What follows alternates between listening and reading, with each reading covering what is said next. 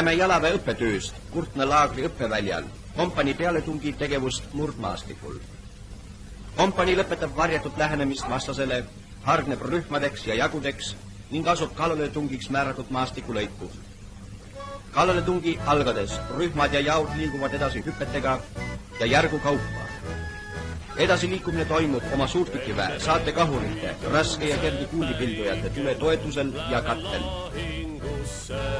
Valeri, valera, tulen tagasi sealt võitjana või langen maha. Tulen tagasi sealt võitjana või langen maha.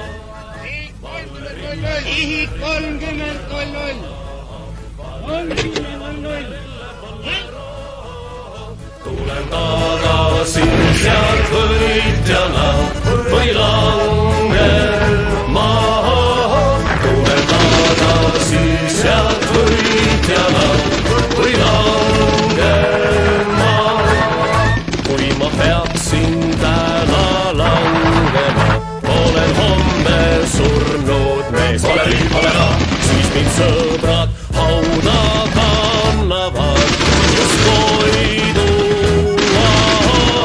Siis mind sõbrad hauda kannavad just toidu all.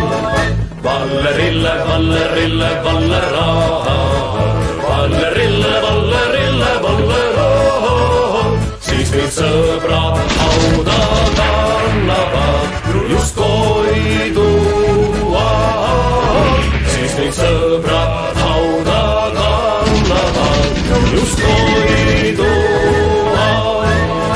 3 sinilille õitsemas minu hauatülka ja uhke rapsamees leib murdmas sääl nii julmal käel. Uhke rapsamees leib murdmas sääl nii julmal käel. Vallerille, vallerille, vallera, vallerille, vallerille, vallera. Uhke rapsamees leib murdmas sääl nii julmal käel. Uhke rapsamees leib murdmas sääl. Liginenud vaenlasele kuni 300 meetrit toimub lühike peatus, kus tehakse viimsed eeltööd rünnakuks. Siit rünnaku lähtealusel kõigi relvade tuletoetusel jalavägi asub rünnakule, kus edu otsustajaks on päev. Mu kauneim mees.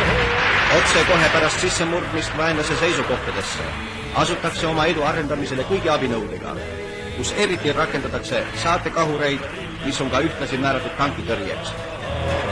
Vallerille, vallerille, vallero, sest neid näha oleks viigatsen.